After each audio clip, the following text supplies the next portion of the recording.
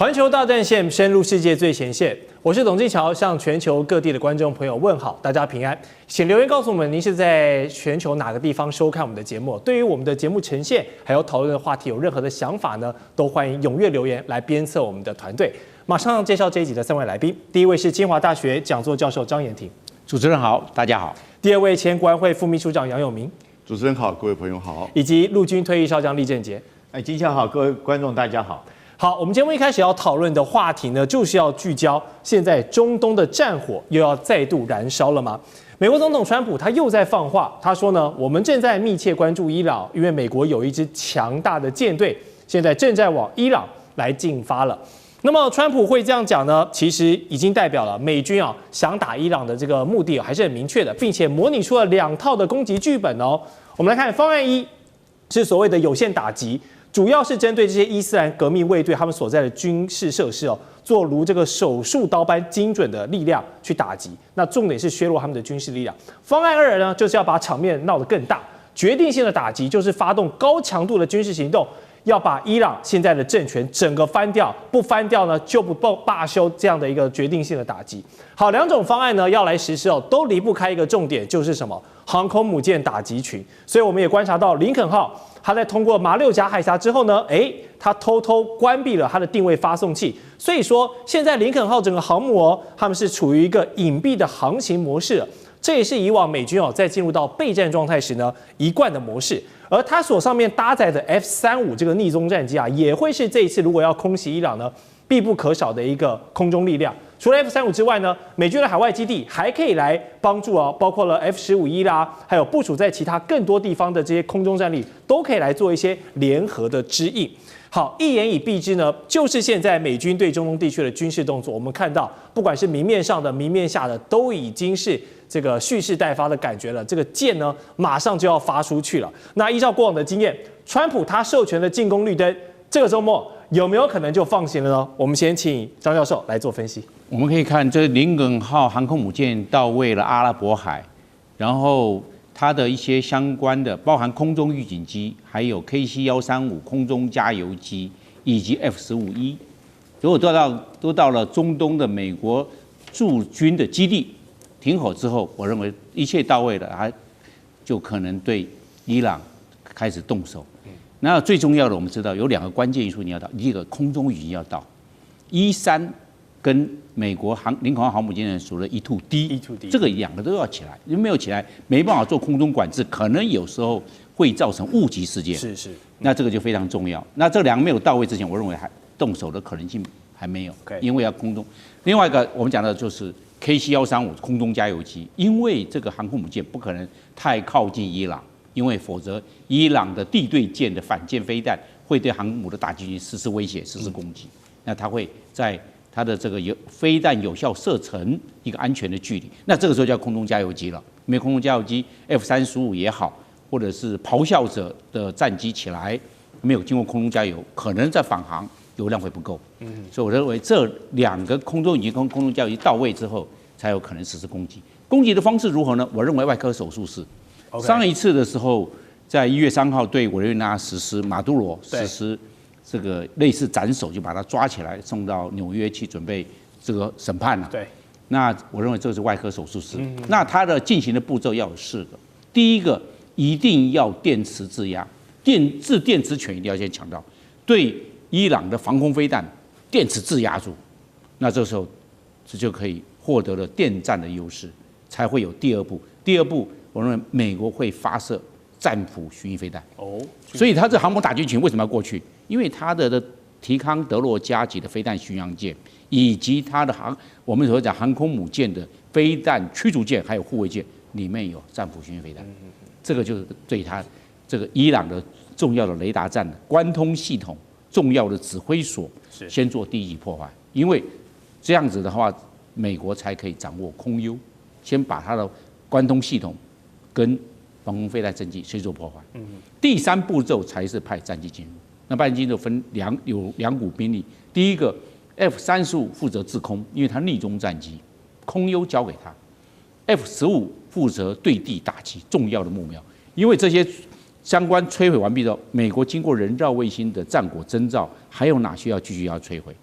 还有哪些重点的目标要继续实施制压，这个时候交给 F-15E，那 F-15E 就准备过去进入这个伊朗的境内来实施渗透性、穿透性的打击，就是我们讲的这个外科手术室。那会不会有地面部队进入呢？我认为还不会有地面部队，因为地面部队进入的话，会造成美军的伤亡。因为这一次在1月3号的委瑞纳，美国地面部队从来没有动过，就达成了外科手术室的斩首战，把马杜罗抓走。那这一次的话，它最重要的是对伊朗的高层、革命卫队的指挥官以及哈梅尼他的宗教领袖，我认为他会实施外科手术室的这种攻击。然后最重要的是情报掌握，所以我要认为美国跟以色列的情报组织摩萨德系统这一方面可能有情报分享的机制，那会把详细的位置经过以色列的掌握，然后告诉美方，美方实施动手，这种可能性最高。所以到时候我们可以知道，那最后面这一次最好扮演最重要的角色是 F-15，因为它是我们讲的炸弹卡车，因为它上面炸的非常多，算是个轻型轰炸机。对，这个也有上一次的话，还有历届都有战果。然后我认为这一次重要的反制目标应该由 F-15E 来做担纲，然后把其他的还没有摧毁的这个伊朗的重要的政治军事的设施来做摧毁。所以我们一看，这是一个有限的战争，不是无限的战争，而且是外科手术的这斩首战。那至于斩首会不会成功，他们会不会藏匿这个9地之下，进入这个我们讲到的这个地下的这个碉堡的指挥所里面，让美军没办法做掌握，或者是就算掌握他在那个地方，但是没办法摧毁他在地底之下，那这是另外一回事情。但是美国会持续掌握到后续继续用兵的姿态，会给伊朗在军事上极限施压。伊朗呢，我们知道内部的这些抗威、游行、抗议、示威，那这个方面都还活动不断，换句话说，伊朗会面对内外的压力。那为了会不会造成它这个内部政权非常大的这方面的威胁？我认为会产生，就变成也类似的这个里应外合，让伊朗政权在这方面可能会倾覆的可能性如何？我认为非常值得观察。好，刚才张教授给我们提出了2个观察的重点，就是电的这个预警机还有加油机，这2点一旦到位呢，美军这个手很快可能就会打下来了。好，面对来势汹汹的美军啊，换作是谁啊，当然都会怕嘛。但是伊朗啊，他们也不好惹，像是武装部的发言人呢，就警告川普，如果有人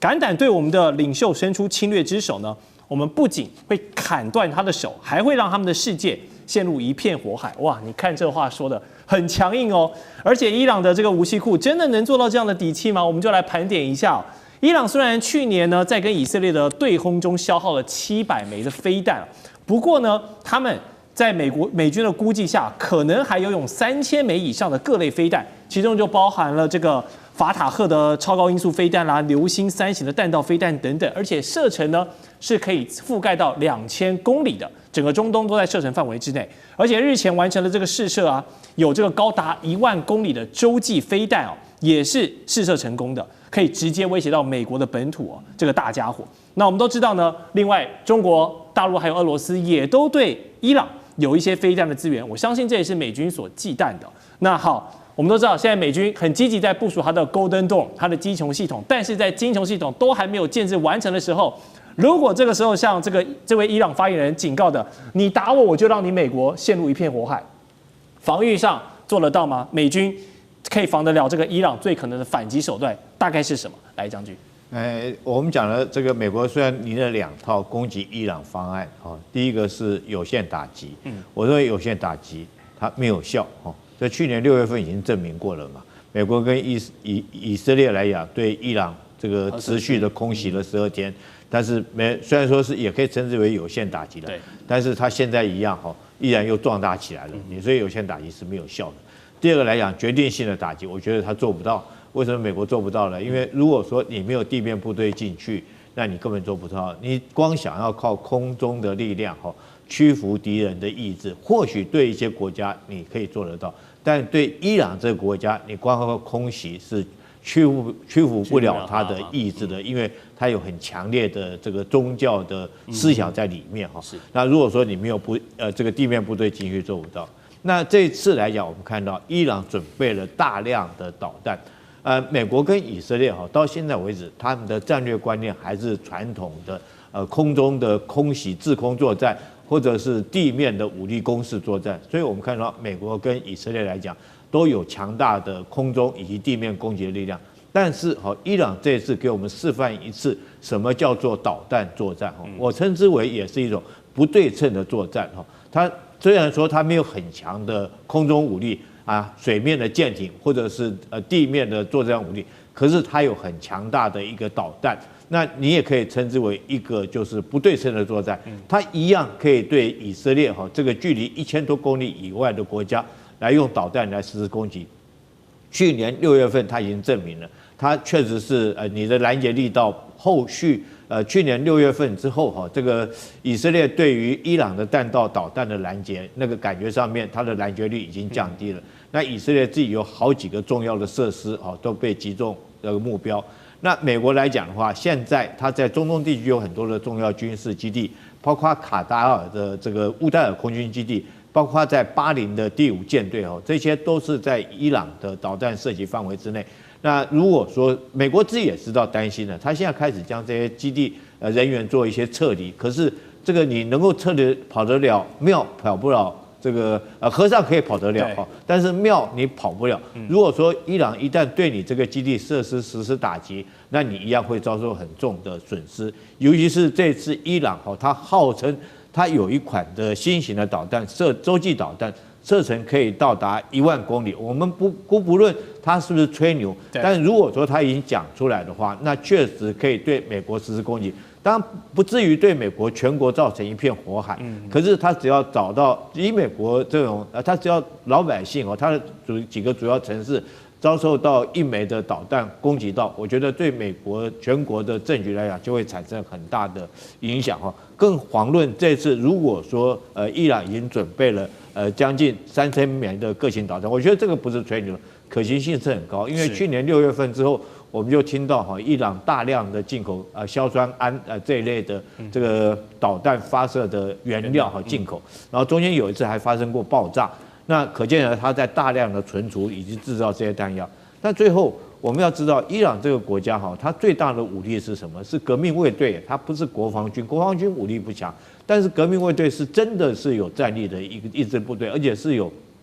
宗教思想的一支部队。那如果说你贸然跟伊朗开战，你第一次没有办法将它这个实施斩首定点清除之后，那后续来讲，那会不会他跟你来一个鱼死网破他这所有导弹一股脑的往以色列砸过去，往你美国在中东的基地砸过去，那当然会对美国跟以色列造成很大影响。大家不要忽略了，这次以色列纳坦雅胡已经做好这种心理准备，他准备承受住700枚的导弹的攻击所以说纳坦雅胡自己也心知肚明，如果这把火打起来的话，以色列势必会遭受到将近700枚的导弹攻击。那当纳坦雅胡是说，我就算我承受700枚的这个巨大的损失，可是如果可以将这个哈米内伊这个宗教政权铲除来，他觉得还是划得来。所以从他以上讲这些话，你就知道以色列如果这场仗一打起来，他一定会遭受到攻击。当然，只是说如果说你以色列承受住700枚的导弹攻击，那后续的可能就不只是军事上的问题了，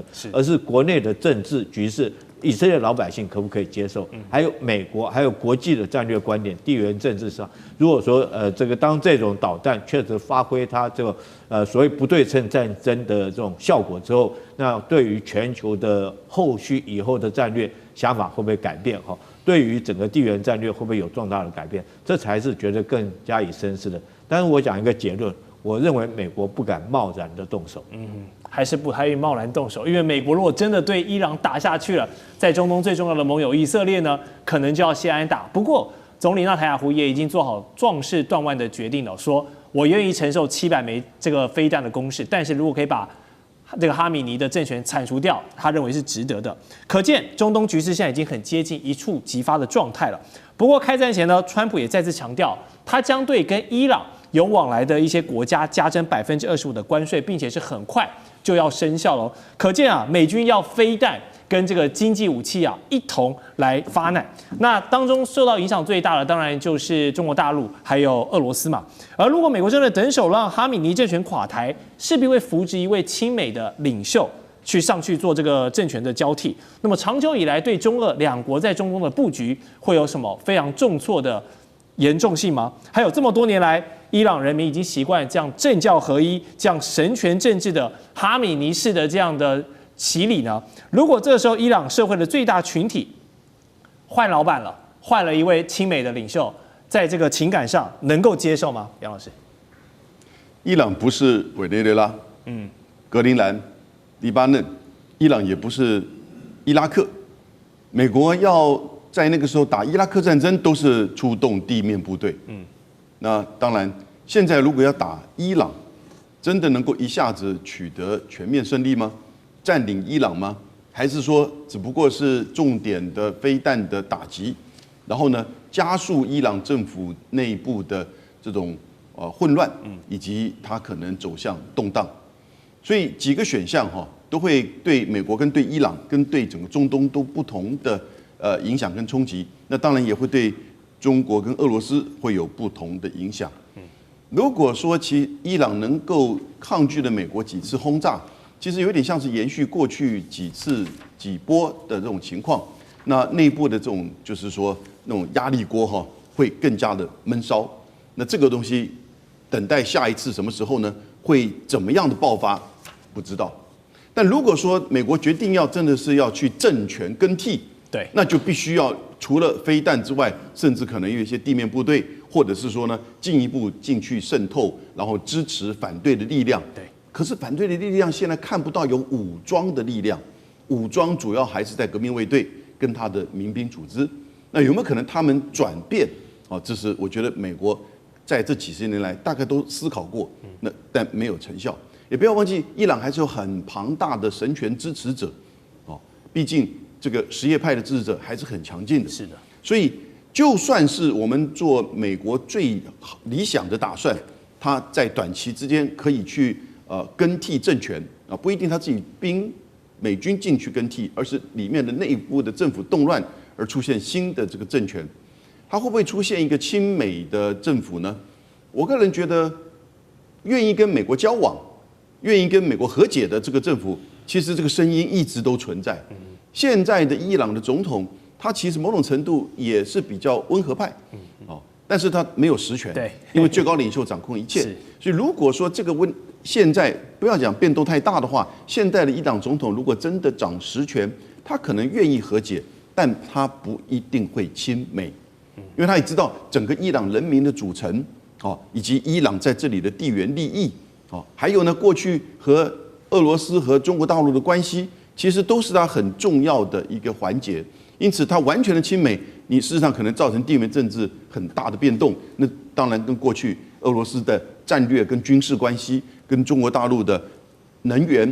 军事还有外交关系，可能都会随之改变。所以这种变动可能大概不一定是一个新的伊朗政府出现。那我觉得愿意和解、愿意交往，也是美国愿意的。那当然，这样子的一个和解交往的伊朗的新政府对以色列也是相对安全的。但前提是如何能够出现这样子的一个政府，这是现在美国在思考的。